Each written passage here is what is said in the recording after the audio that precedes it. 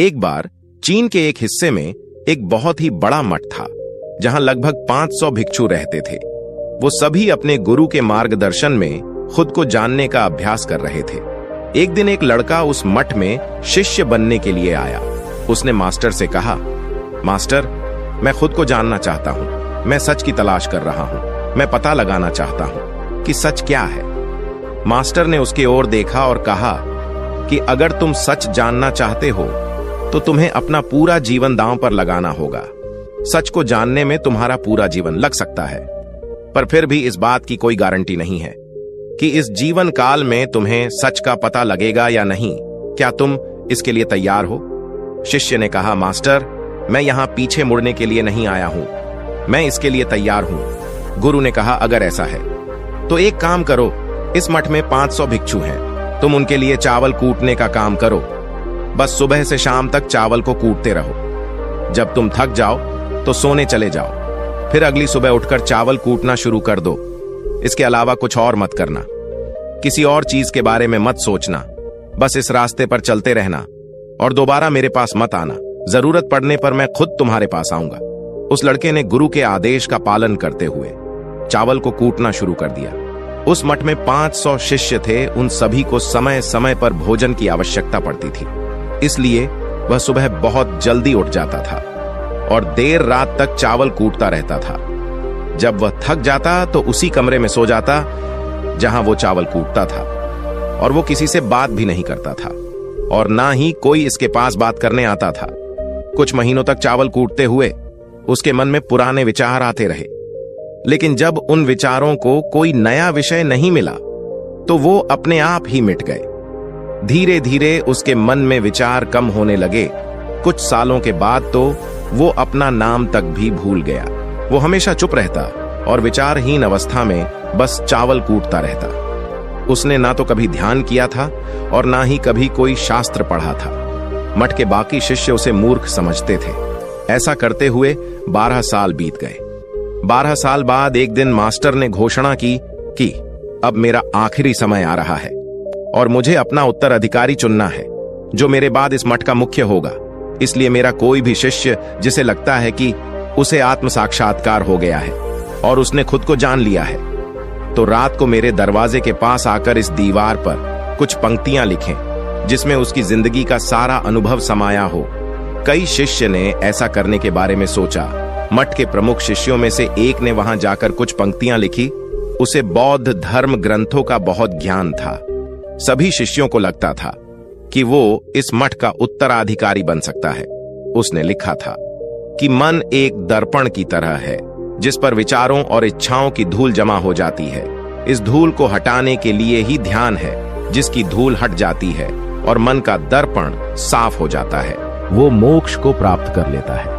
अगली सुबह जब मास्टर उठे और उन्होंने इन पंक्तियों को देखा तो उन्हें बहुत गुस्सा आया और उन्होंने कहा कि किस बेवकूफ ने ये सब कचड़ा मेरी दीवार पर लिखा है। वे शिष्य जिसने ये लिखा था वो चुप रहा। हालांकि उसने जो पंक्तियां लिखी थीं वे ज्ञान से भरी थीं, लेकिन ये सब किताबी ज्ञान था। वो शिष्य बहुत चालाक था।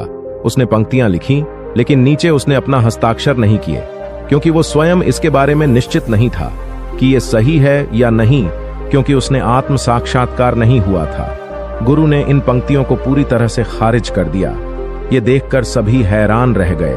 ये घटना पूरे मठ में चर्चा का विषय बन गई। इस विषय पर बात करते हुए 2 शिष्य उस शिष्य के पास से गुजरे जो 12 साल पहले यहां आया था और दिन रात बस चावल कूटता रहता था। दोनों की चर्चा सुनकर वो धीरे से हंस पड़ा।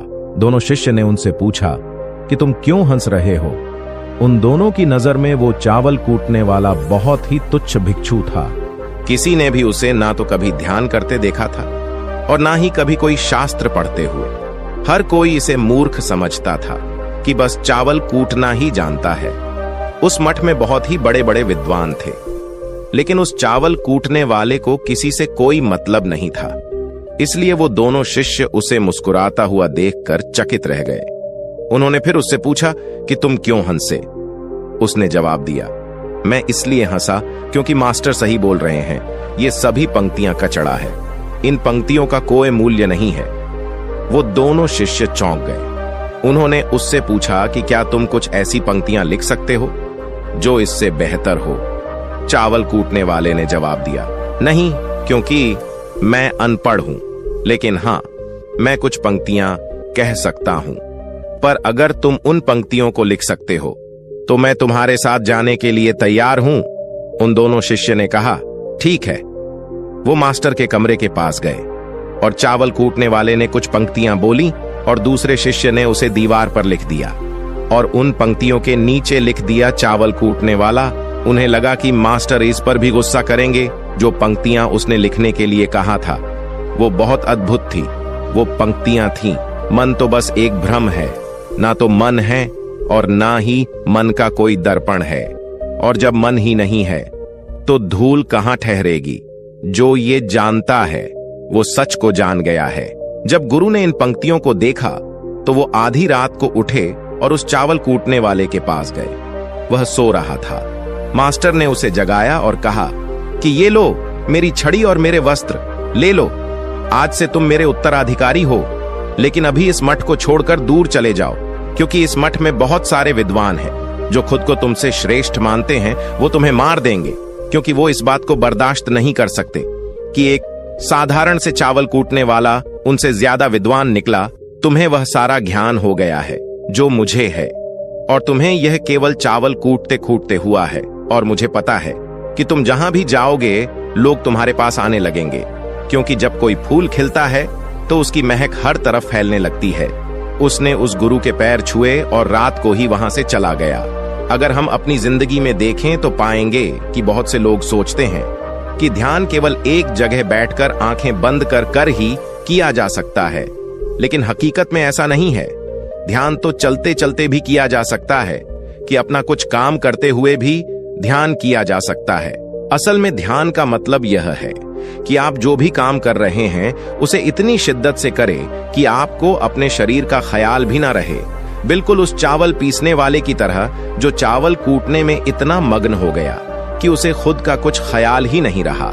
चावल कूटते हुए ही उसने आत्म साक्षात्कार प्राप्त कर लिया। इसी तरह जैन का अर्थ है हर समय वर्तमान में रहना और कुछ नहीं सोचना, क्योंकि मन तब तक ही है जब तक विचार है। जब विचार नहीं रहेंगे तो मन भी गायब हो जाएगा, और जब मन ही नहीं रहेगा तभी केवल तुम अपने आप को अच्छे से जान पाओगे। असल में हमें अपने वास्तविक स्वरूप को जानने के लिए कोई अन्य साधना करने की आवश्यकता नहीं है। हम जो कुछ भी कर रहे हैं बस उसमें हमें पूरी तरह से खो जाने की जरूरत है। अपने काम में इस कदर लीन हो जाओ कि आपका काम ही ध्यान बन जाए। तो दोस्तों, आज के वीडियो में बस इतना ही। उम्मीद है आपको यह वीडियो पसंद आई होगी। अगर पसंद आई होगी तो वीडियो को एक लाइक करना मत भूलिएगा। ओम बूम बुधाय नमः। ओम बूम बुधाय नमः। ओम बूम